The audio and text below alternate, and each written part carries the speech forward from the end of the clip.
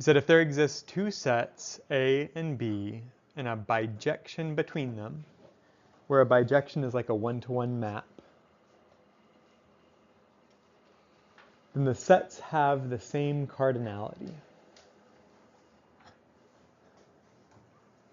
Cardinality meaning like they have the same number of elements. Exercise 1 says, what is the cardinality of the positive integers? 1, 2, 3, 4, 5, and so on. What is the cardinality of the even numbers? 2, 4, 6, 8, 10. Do these two sets have the same cardinality? Yeah, so I can't remember what we did or didn't do last time, but here is my list of positive integers.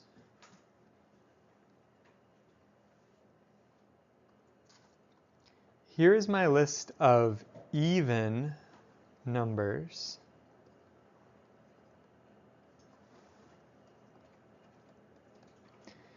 And all I need to do to show that these sets have the same cardinality is to define a bijection. And a bijection is just a one-to-one map, meaning that every element in the set of positive integers gets mapped to an element in the set of even numbers. Every element in the set of even numbers is mapped to by exactly one element from the set of positive integers. And you can imagine exactly what this bijection would be. This bijection would be a function from the set of the positive integers. We use that double struct z to represent integers, to the even integers, or even numbers, if you will. And it would be defined like this. If I just take that positive integer input and I double it, multiply by 2, then boom, I've got my even number output. That's a bijection. It's a one-to-one function. And that means they have to have the same cardinality.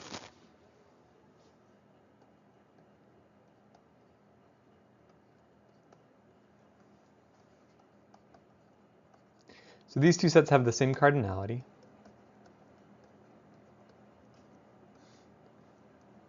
And they both have infinitely many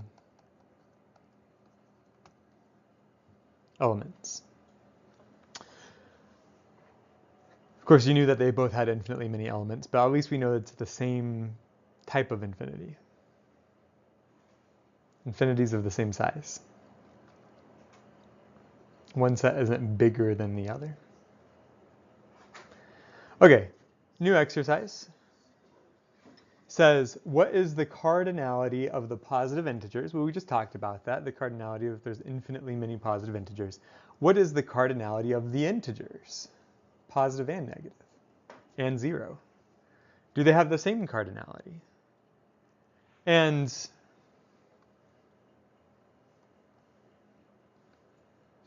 what I could do is define some map from my positive integers to my integers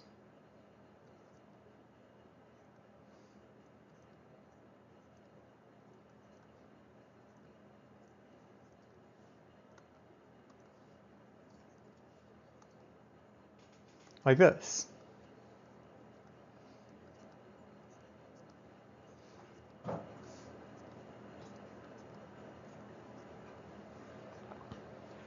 And you can see what the pattern is, how I would number the integers using only the positive integers. So this is a bijection. And the bijection would be a function like, I don't know,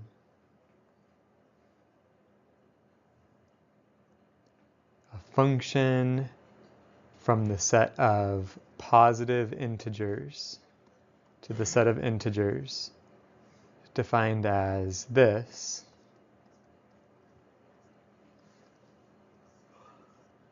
it would be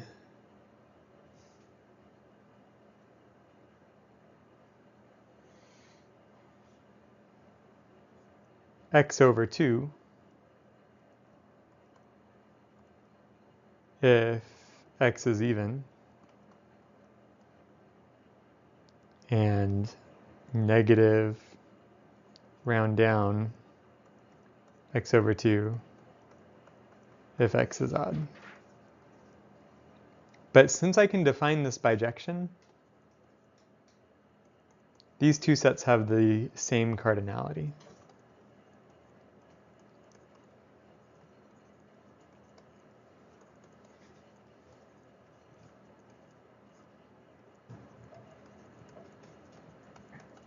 Which means these two sets have the same number of elements.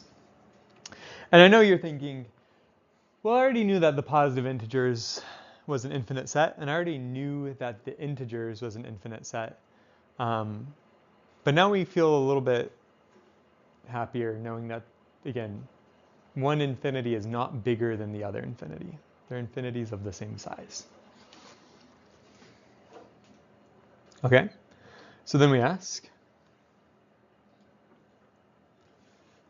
oh, I thought I had a question about rational numbers. I do, it's coming up. It's coming up. If there exists a set A that shares a bijection with the positive integers, just like the even numbers and the integers as a whole, if there exists a set A that shares a bijection with the positive integers, we say that A is countably infinite. That's the definition of this term, countably infinite. You can count the elements of the set. Even though there's infinitely many elements, you can still count them. And so really what we should say, what is the cardinality of the integers? We should say they are countably infinite. And what is the cardinality of the even numbers? We would say the even numbers are countably infinite, because they share a bijection with the positive integers, so we can number them. If you can number the elements of a set, it's countably infinite. The word countable is an umbrella term that means one of two things. It's either finite or it's countably infinite. So if your set has 5 elements, it's countable. Or if it's countably infinite, it's countable. Either way.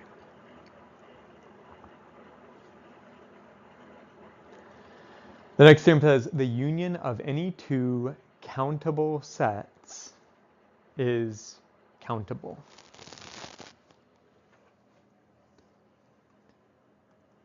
And if I had to write a proof to kind of convince somebody that this was true, I would say, suppose A and B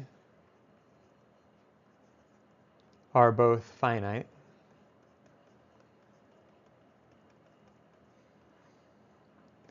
then the cardinality of their union follows that principle of inclusion-exclusion.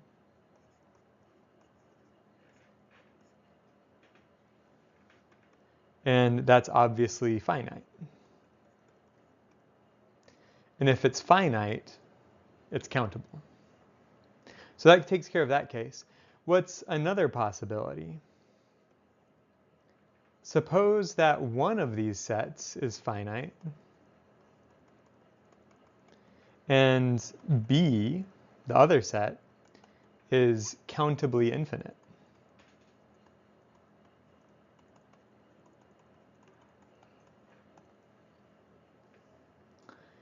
Then count A first, and then proceed to B.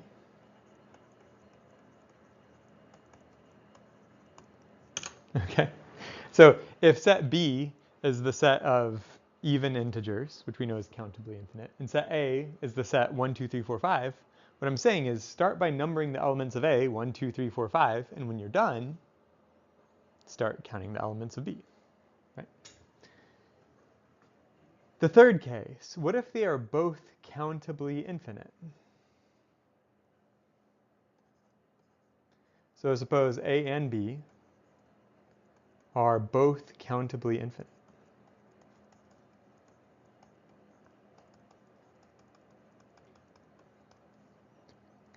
Then as you count,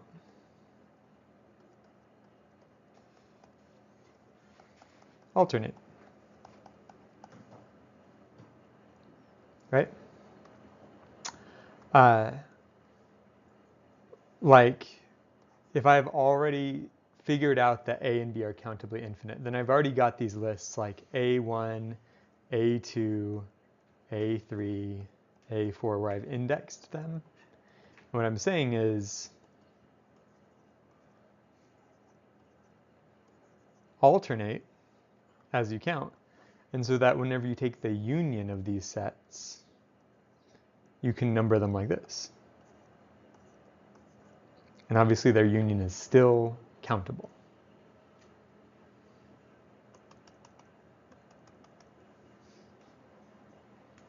So that's why we say the union of any two countable sets is countable. Does that make sense to everybody? Get it? Okay. The set of rational numbers is the set of all numbers that can be represented in the following form, where in the numerator we have an integer, and in the denominator you have a positive integer. Exercise 3 says, show that each of the following numbers is a rational number by representing it as a fraction. Oh, by the way, let me pass around one more of these.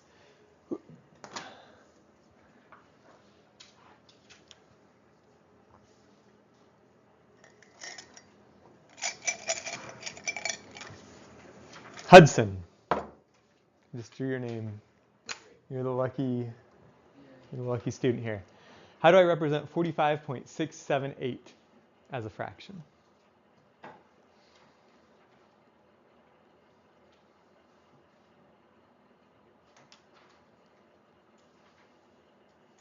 you want it as a mixed fraction or an improper fraction? Improper.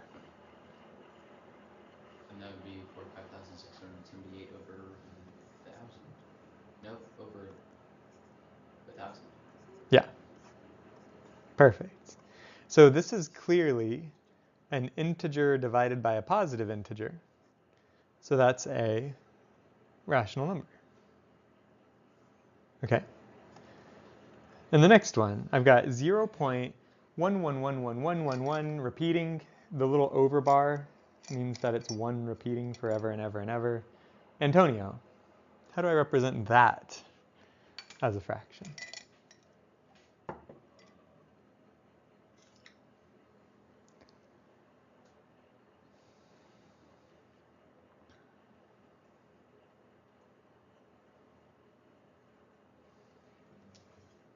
That was a lot trickier. Does anybody else know? Open it up. Matthew? 1/9. Yeah. 0.1 repeating is 1 divided by 9, which is clearly an integer divided by a positive integer. So there we go. It's a rational number. 0.11111 repeating decimal 11111 forever is a rational number. Okay. You pick somebody else. Maddie. What is 0.222222222 as a fraction? 2/9. Yeah, it's twice as big as the previous number, so it must be 2/9. So the number 0.22222222222 is a rational number. Perfect. What about 0.99999999999 Russell? How do I represent that as a fraction? I know it's not 9/9.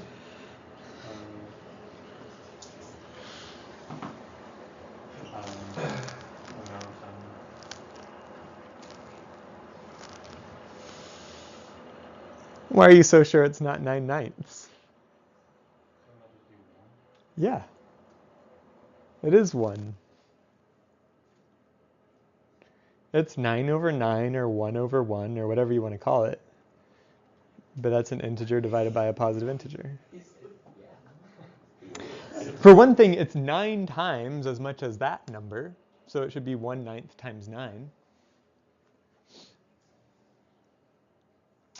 Another thing, if you've never seen this before, I thought this was a fancy idea.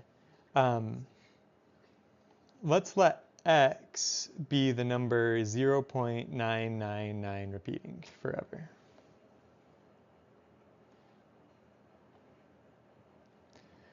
What happens if I take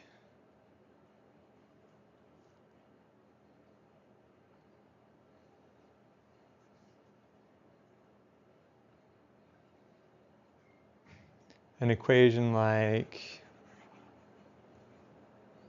hold on to that thought.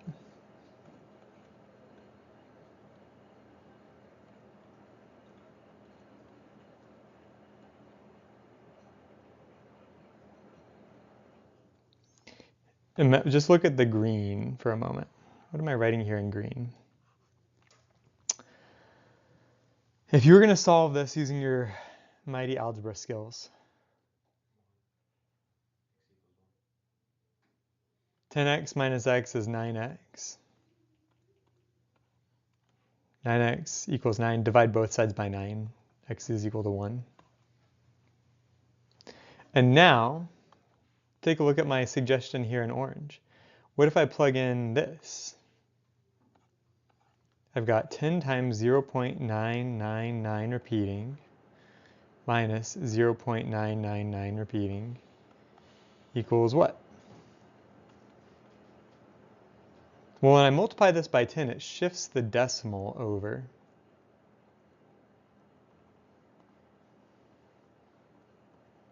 Doesn't it? And now when I subtract off the 0.999 repeating part,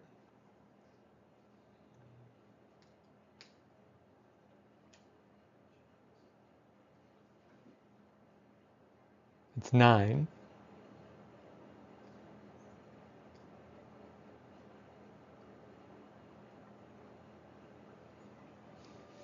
I don't know if this is the most clear and concise way I can make this point. But if you multiply it by 10 and then subtract it, you get 9. Just like if you take the number 1 and you multiply the number 1 by 10 and subtract it, you get 9.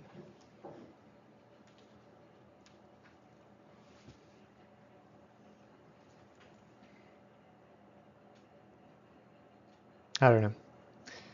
I'll have to practice that one. I think I got one of my steps out of order. But that's the idea, is that like this is completely consistent with 0.99999 repeating always being the number 1. It's the same thing. There's no difference.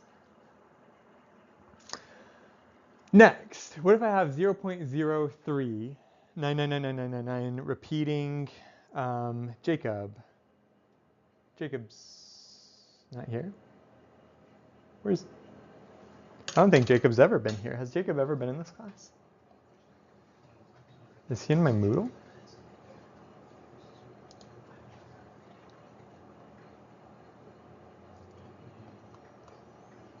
Oh, maybe I think I was looking at all statuses when I made these. Yeah. Sorry, I think he probably enrolled at the end of last semester and then dropped before this semester. So let's pick another one.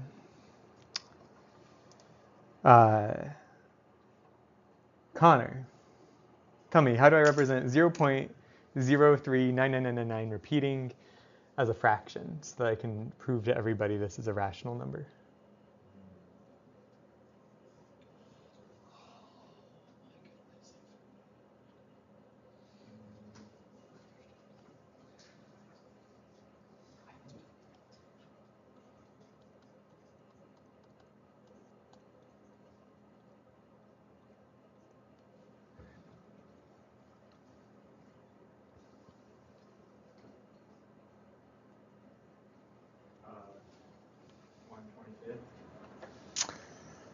Yes, because this is the same as 0.04 4,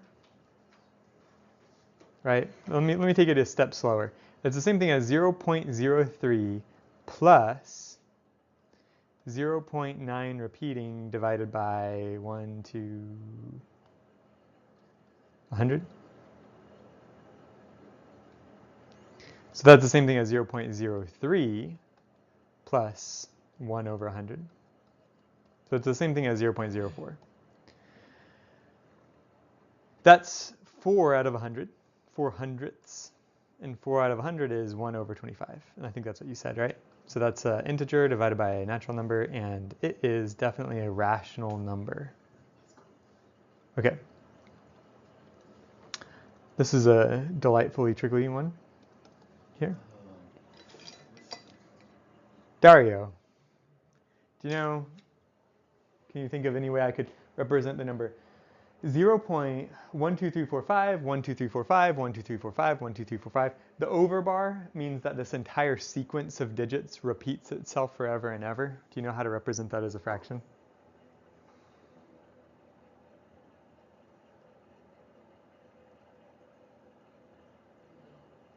Okay.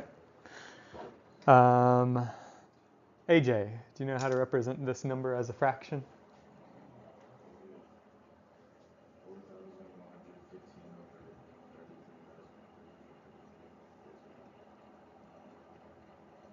That I'm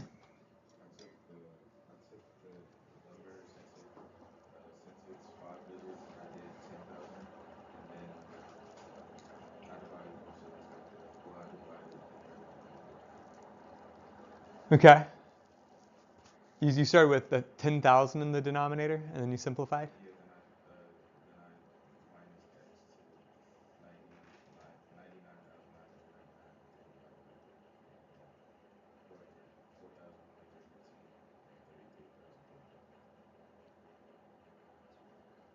That might be. Since our point is just to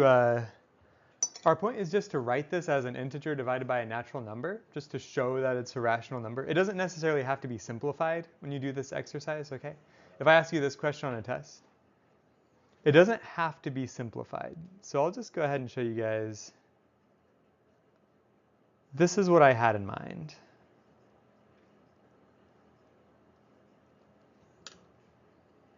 If you want a sequence of decimals to repeat over and over and over again, you divide by that many 9s.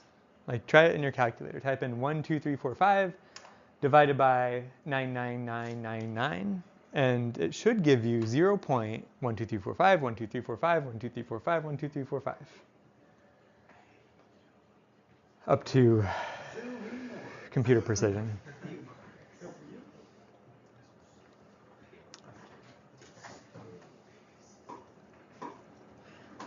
So, Matthew,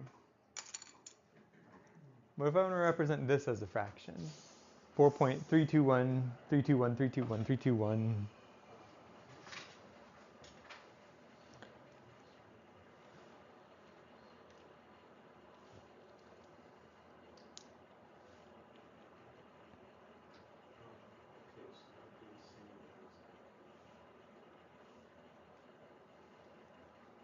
Would it be the same as like 4,321 over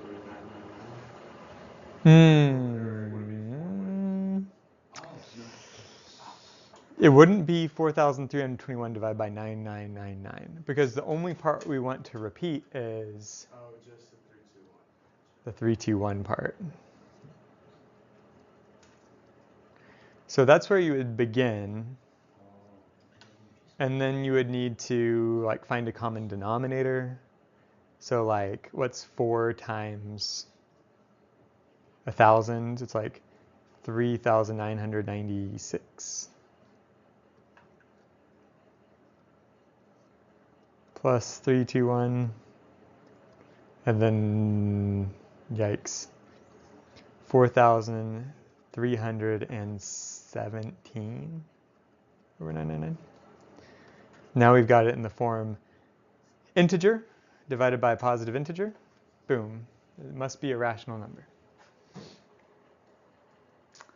The last one is kind of just trivia. Does anybody in the classroom know what this one is? 7. Yeah. It is 14,000, no. 142,857 divided by 999,999, also known as 1/7. If you simplify that fraction.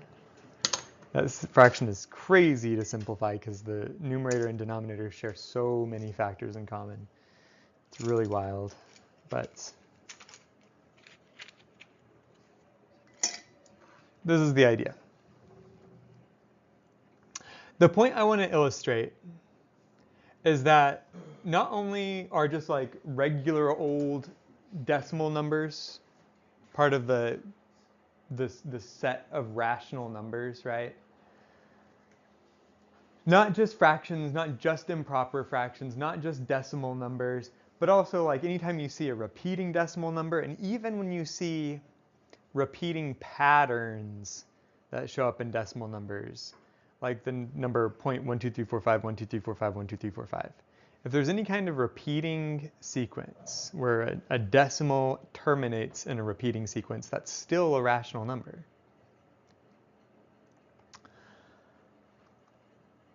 So there's a lot of them. There's a lot of rational numbers.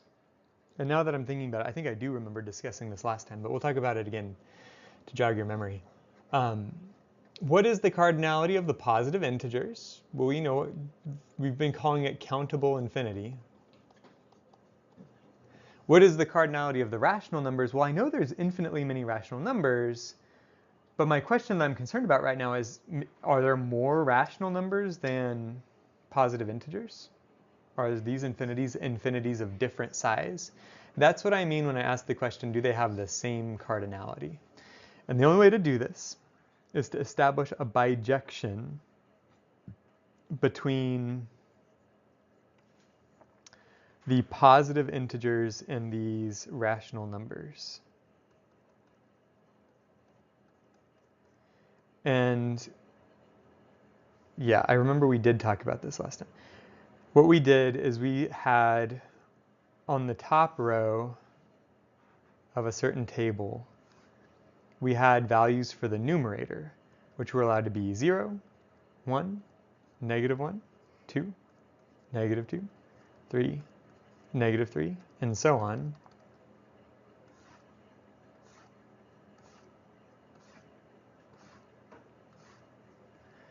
And then along the rows of this table,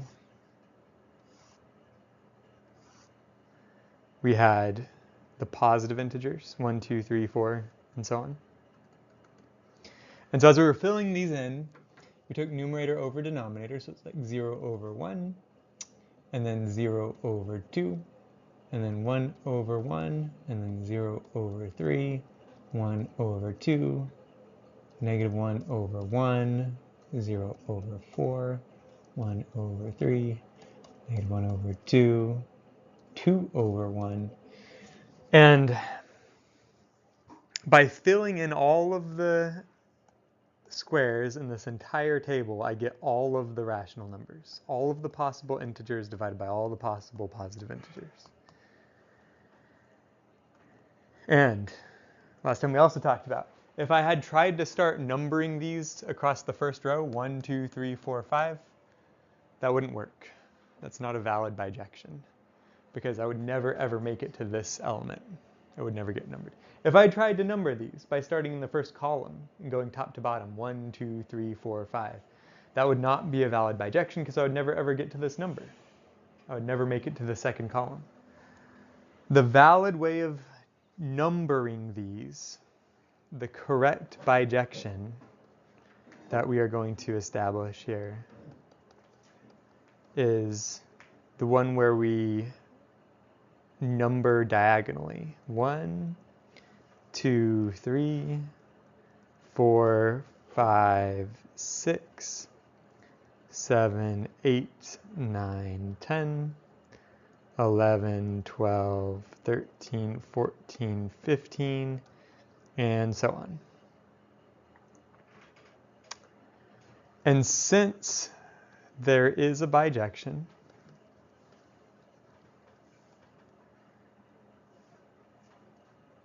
They have the same cardinality.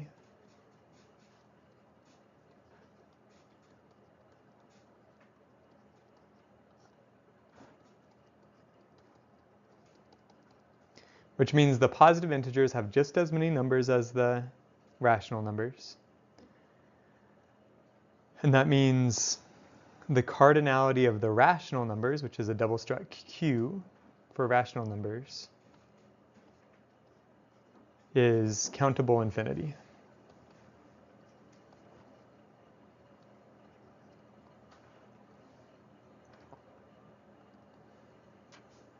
Okay, that makes sense still?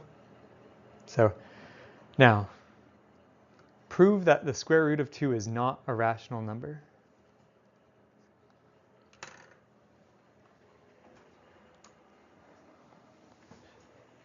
The rational number seems like it pretty much covers everything, right? Between fractions and decimals and repeating decimals. It seems like you got all your bases pretty well covered. But the ancient Greeks,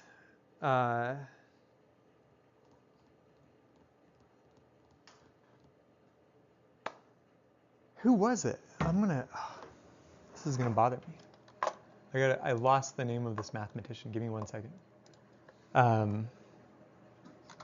Wikipedia, Greek mathematician who discovered square root of 2 was irrational.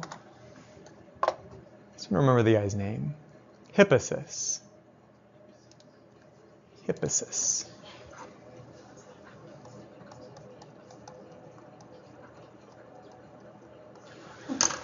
All right, so the Greeks, back in the day, ancient Greeks. You know, there was like a school in Athens called like the Pythagorean school, and like that's where all the Greek mathematicians hung out and talked to each other. Well, they really conflated geometry with their religion. Like it was very, very much intertwined, their beliefs about numbers and shapes and the gods in the afterlife and stuff. So they had this almost like dogmatic faith in particular conjectures. One of the things the ancient Greeks believed is they believed that every real number was a rational number. It was not proven anywhere, but that's something that everyone believed, almost like Christians believe in Jesus, you know, kind of thing. And Hippasus was this guy who is, you know, a student in the Pythagorean school, and he's learning and he's doing his best, and he's thinking about squares that have a side length of 1. The thing Hippasus was concerned about is he's like, okay, I've got this square, the side lengths are 1, they knew about the Pythagorean theorem, and so he drew a diagonal across this square so that this is a right triangle. And then what's the length of this diagonal here? The square root of 2, right? That's a squared plus b squared equals c squared. So that diagonal must have length square root 2. So he knows this is a real number because you can construct it. And he knows everybody's telling him it must be a rational number. Well, like a good mathematician, he wants to prove that it's a rational number. He wants to represent this number in a fraction. He's wondering, how do I represent the square root of 2 as a fraction, where it's an integer on the top and a positive integer on the bottom? And so he's working on this, and this is what he's thinking about. He says, if I want the square root of 2 to be a rational number, it has to look like this. And I just don't know what z is, and I don't know what n is. But they should be whole numbers. Well, what if I go ahead and I square both sides of this equation? What if I take square root of 2 squared, and I take z over n squared? Well, then on the left side I just get 2, and on the right side I get z squared divided by n squared.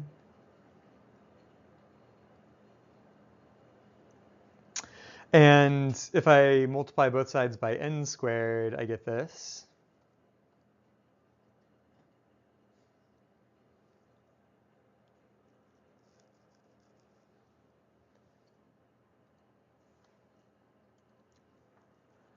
This might not seem like much, but let me try to point out what the big problem is here. If I have the number 30, what's the prime factorization of 30?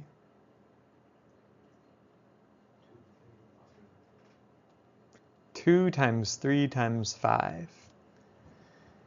Right? Every whole number has a prime factorization. And if it's a prime number, then it is its prime factorization, right? But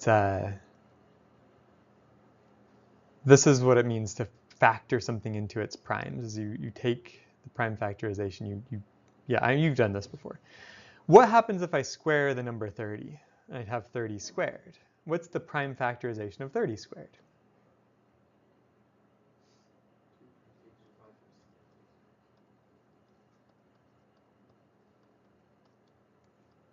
So any number, 30 is just an example, but you can imagine this works with any old number. If I square the number, I don't get any new distinct factors in the prime factorization. The only change that happens to its prime factorization is that now I square all of the factors. They show up twice as often. Now,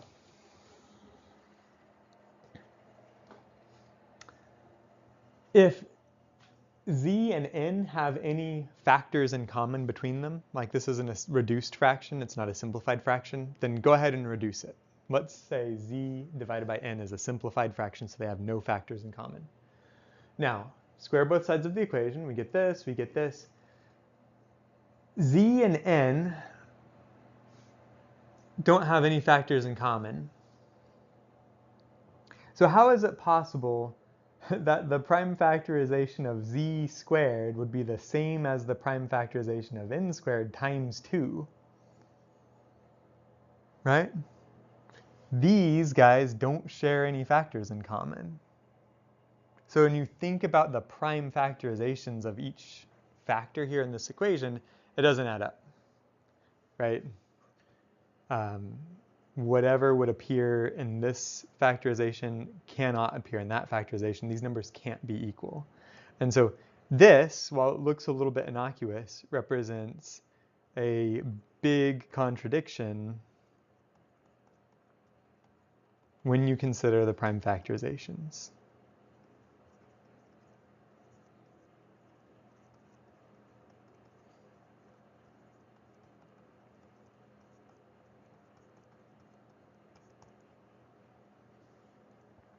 So this is not possible. And if it's not possible to find a z and an n that work like that, that means square root of 2 cannot be represented as z divided by n. And that means the square root of 2 is not a rational number. So that means he proved something really big. Hippasus proved to all his other Greek pals that some real numbers are not rational numbers. And remember, they really, really strongly believed that every real number was a rational number. And so they got mad. And they chased him out of the city and threw him off a cliff. That's how he died. He was killed by an angry mob throwing him off a cliff because they were so mad when they saw that this proof that the square root of 2 is not a rational number. It was real but not rational. Today, we know that there's actually a bunch of other numbers like this. We call the set of all of these numbers irrational numbers. So we know that square root of 2 is an irrational number. You could make a similar argument and say that square root of 3 is an irrational number. Likewise, the number pi, Euler's number e, all of those are numbers that are not rational. They're still real numbers. We call them irrational numbers. Remember, rational numbers cover finite decimals, infinitely repeating decimals, sequence of decimals that repeat infinitely. So that means if you have an irrational number, it has to have a decimal expansion that is infinite and never, ever, ever enters a repeating infinite cycle. So like the number pi, for example. Those digits, even if they appear to repeat sometimes, they never repeat infinitely. It's always kind of unpredictable forever and ever and ever. Square root of 2 is the same way, used the same way. The set of real numbers is the union of the sets of rational and irrational numbers. So every real number is either rational or irrational. You can say it's a union. We can use interval notation to more conveniently describe continuous sets of real numbers, so you're familiar with interval notation. Exercise 6. What is the cardinality of the positive integers? What is the cardinality of the real numbers inside the interval from 0 to 1? Do they have the same cardinality? In other words, I'm asking, if you think about all the real numbers between 0 and 1, are they countable? Are they countably infinite? So the answer is no. The real numbers in the interval from 0 to 1 are uncountably infinite.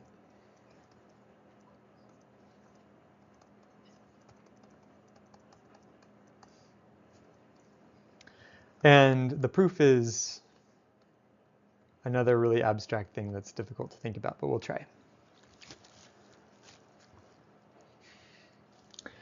The proof goes like this.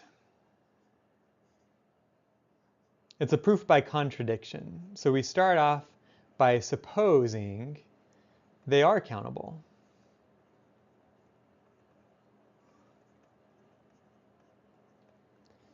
Then there exists a list.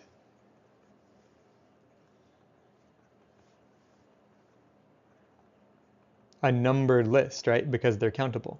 And so let's make that numbered list.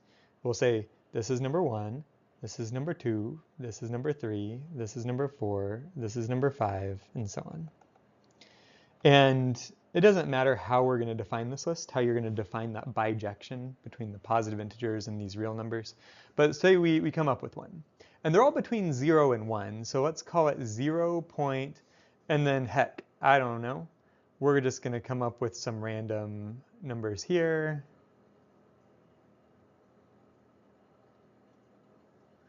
And some random numbers here.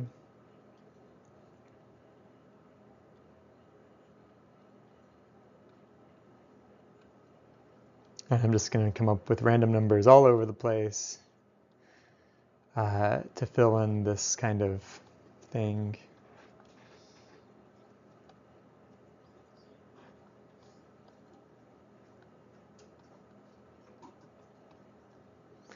And keep in mind that these are irrational numbers, which means these decimal expansions, they go on forever, they never repeat themselves, they never have repeating sequences.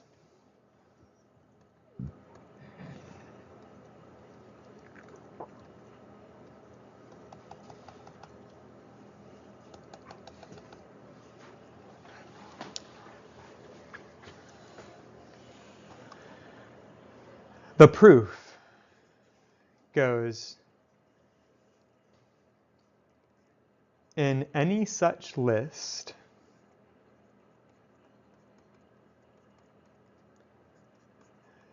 the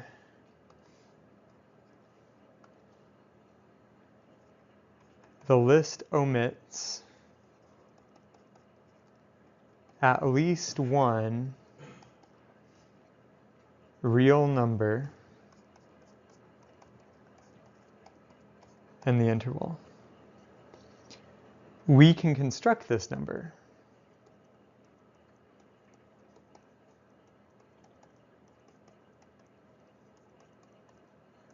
by adding 1 to each digit along the diagonal. And if I add 1 to 9, we just make the 9 into a 0. For example, constructing the number that's missing from this list would look like saying 0.888322. Okay, let me say that again. If I just add 1 to each digit that we see here on this list,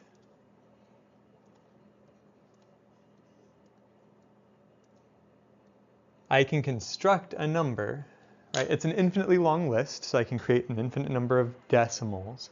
And the great thing is, because it differs from each one of the numbers on this list by at least 1 digit, it doesn't appear in the list. It can't appear in the list because it's different from every number on the list. So this is called Cantor's diagonal proof. Cantor was a mathematician early 20th century, but since I say 0.88322 and so on and so on and so on, and I change one of the digits so that it doesn't match any other number on the list, I've constructed a number that doesn't belong to the list. So think about that. In any list of the real numbers between 0 and 1, there's at least one real number missing. So no such list can be constructed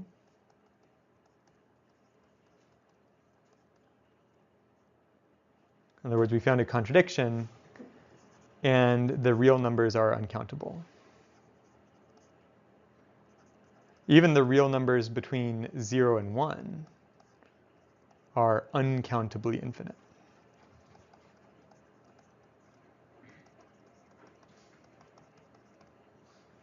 There are more real numbers than positive integers. The infinity is bigger than the other infinity. Okay? You guys feel good about that? You understand it?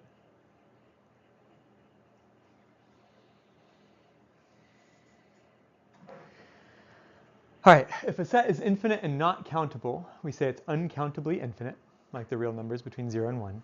What is the cardinality of all real numbers? It's the same. It's still uncountably infinite. And it's actually the same uncountably infinite as the real numbers between 0 and 1.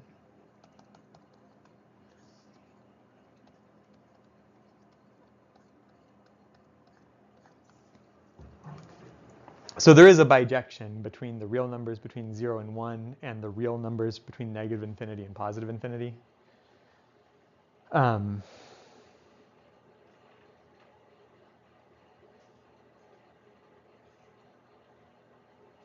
what it is. Maybe we'll come back to that another day. What's the cardinality of the irrational numbers?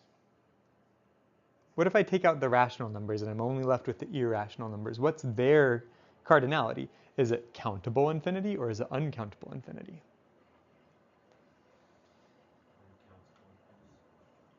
Uncountable. It must be uncountable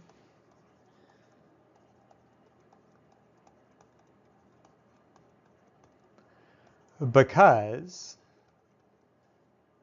the real numbers are just the union between the rational and irrational numbers.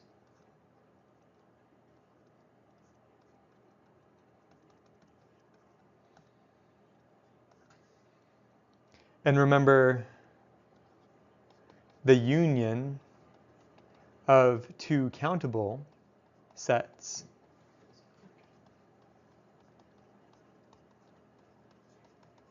is countable. In other words, if the irrational numbers were countable, and we know the rational numbers are countable, then the real numbers would be countable. But the real numbers are uncountable, so that means the irrational numbers must be uncountable.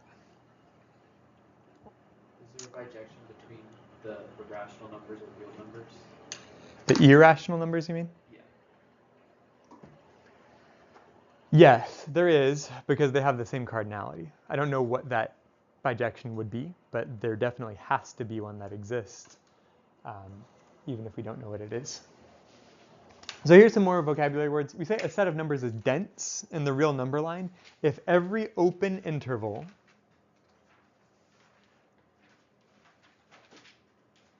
contains at least one element of the set.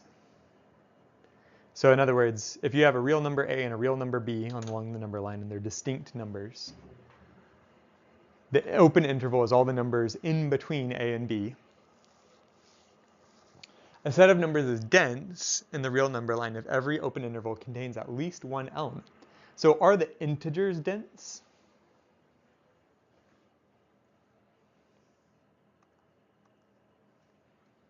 Get someone's opinion. AJ, are the integers dense?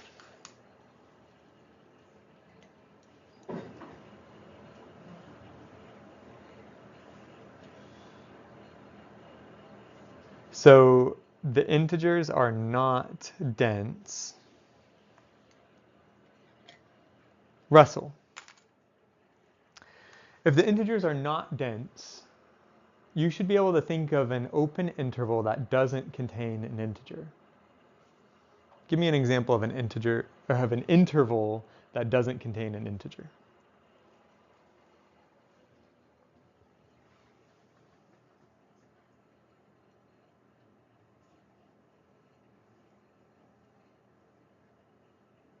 You're thinking too hard about this. Like, what about the interval from 0.4 to 0.6, right? No integers in there. And so that's an example of an interval that doesn't contain an integer. That's why it's not dense. Are the rational numbers dense? Pick on somebody. Dario, are the rational numbers dense?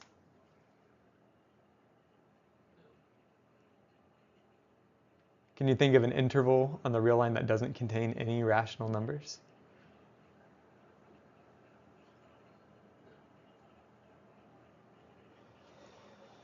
So the answer is the rational numbers are dense. And the reason is any interval that you pick on the real number line contains at least one rational number. You got to sit and think about that for a while. But if I've got two real numbers that aren't the same, then there has to be a rational number in between them. You can always make the denominator larger and fine-tune the numerator until you get exactly the point you want on the real number line that fits in between that interval. So the answer is yes, these are dense.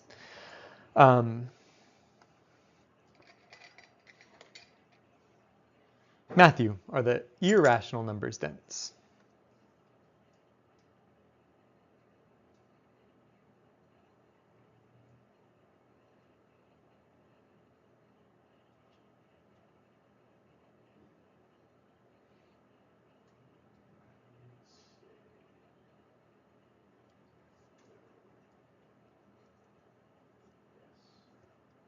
Yes, the irrational numbers are dense as well. If the rational numbers are dense and you've got some given interval and you're trying to smack a irrational number in between the endpoints of this interval, heck, find a rational number that fits in that interval and then add a million zeros at the end of the decimal expansion and then add the digits of pi, right? Like, boom, irrational number, and it's right next to the rational number you came up with. So integers are not dense, but rational and irrational numbers are dense. Finally, we come across the definition for the word discrete, as in discrete mathematics. A set of numbers is discrete in the real number line if every element is the center of an open interval containing no other elements of the set. In other words, a set of number is discrete if I have like some element from my set, here it is in my real number line, and it gets to be the center of an interval, this little bubble in which no other elements are here.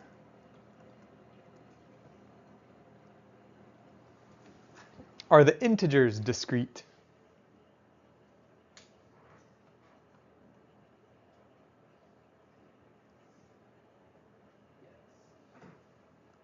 Yes. Every integer is in the middle of an interval in which no other integers get to exist. Like the number 2 is an integer, and it sits in the middle of a bubble that goes from 1 to 3, and between 1 and 3 there's no other integers besides 2. Are the rational numbers discrete? No. They are countable, but they are not discrete. Because if you find a rational number and you make a little bubble around it, it doesn't matter how small you make that bubble, you will always be able to find a rational number inside the bubble. So rational numbers, they don't have any personal space. Are irrational numbers discrete? No. Same idea. There's always other irrational numbers arbitrarily close to any of the irrational numbers. So you look at this and you think, okay, density is no, yes, yes. Discreteness is yes, no, no. It's a little bit misleading because they don't actually mean the converse, right? Discrete is not the converse of dense. If a set is dense, then it's not discrete. That's true. So dense implies not discrete. But a set may be not dense and not discrete.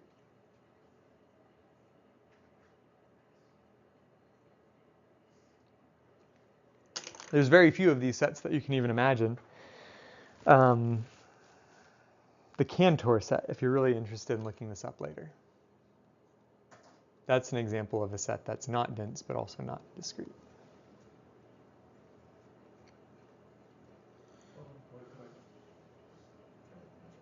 Oh, you're still writing?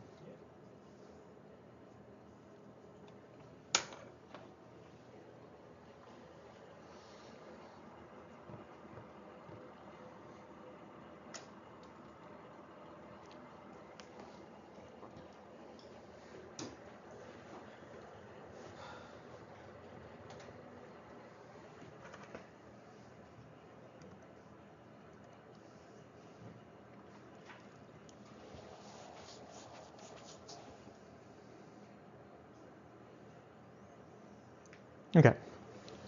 So let's talk about the vocabulary word subset. A set is a subset of another set if it contains only elements that belong to the other set. If A is identical to B, then we still say A is a subset of B. And so this is what the symbol looks like. This is the symbol that means is a subset of.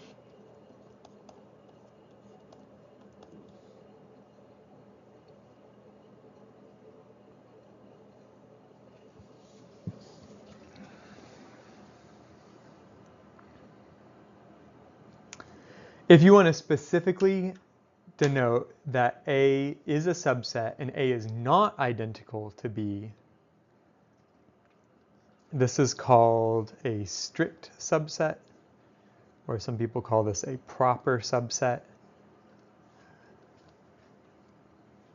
And that symbol means is a proper subset.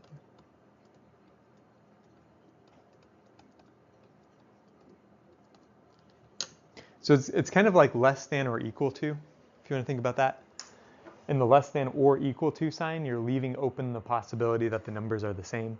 But if you give just the less than sign, they can't be equal to each other.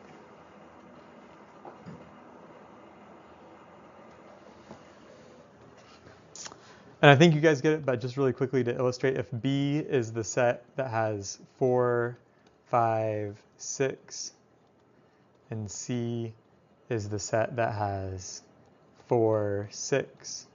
I could say that C is a subset, a strict subset or a proper subset of B. Or I could also say that C is just a subset of B. And both are valid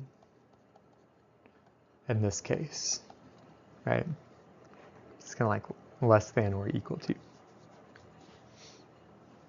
Because C contains only elements that belong to B. Okay, do we understand subset?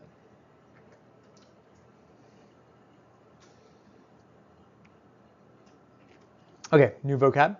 Power set.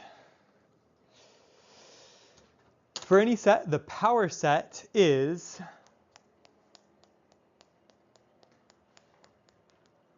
we'll say the power set of S is the P with an S in parentheses. That's the power set of S. And that's equal to a set where all of the elements are A such that A is a subset of S. And I'm sure you're going to need to see an example of this because it needs an example. Like, let's say the set S is the set 1, 2, 3. Then the power set of S is a set of sets that include the empty set and the set that just contains the number 1 and the set that just contains the number 2 and the set that just contains the number 3 and the set that just contains the numbers 1 and 2 and the set that just contains the numbers 1 and 3 and the set that just contains the numbers 2 and 3 and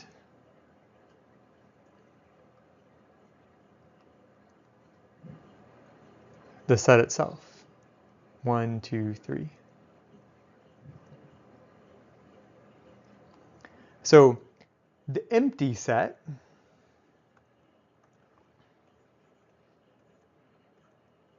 is always an element of the power set. And the set itself is always an element of the power set. But the power set contains all possible combinations of elements. The elements of the power set are sets.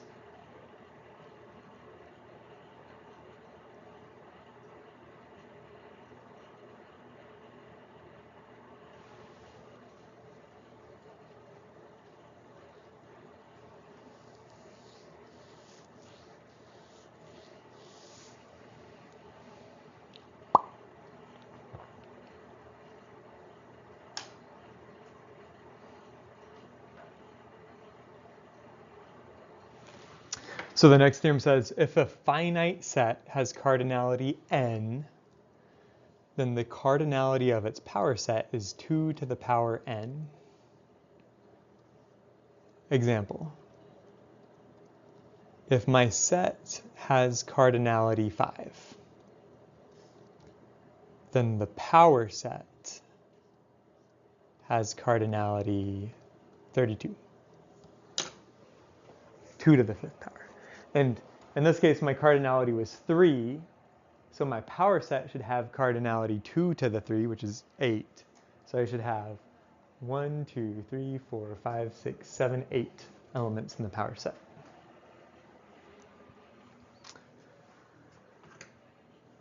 The proof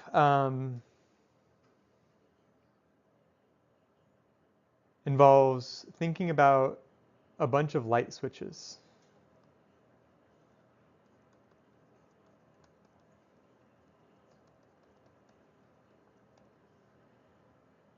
Every light switch can either be on or off, right? Like a little lever.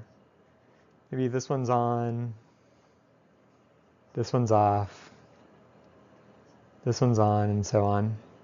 But I've got a whole row of light switches.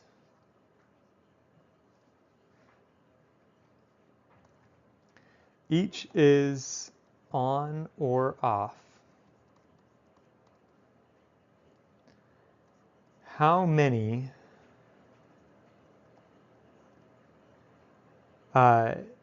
distinct configurations are there?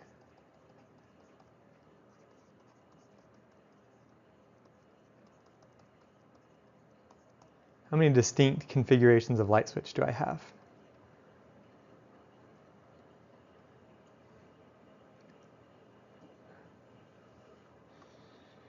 Knowing that the light switches are themselves distinct from one another, I've got two options for this light switch, either on or off.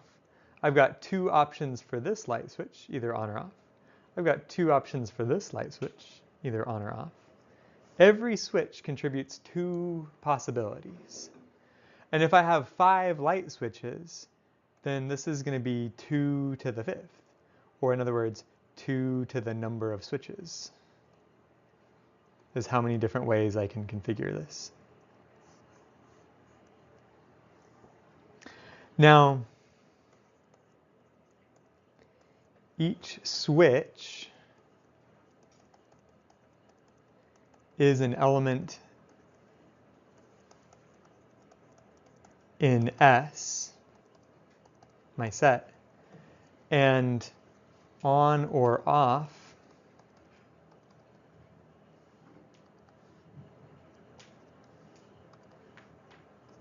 means in or out of A, an element in the power set.